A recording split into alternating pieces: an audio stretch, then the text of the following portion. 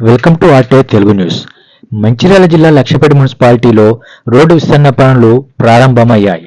మంచిర్యాల శాసనసభ్యులు కొక్కిల ప్రేమ్సాగర్ రావు ఆదేశాల మేరకు లక్షపేట మున్సిపాలిటీలో అభివృద్ధి పనులకు శ్రీకారం చుట్టారు. పట్టణంలోని రహదారులు విస్తరించేందుకు చర్యలు తీసుకుంటున్నారు.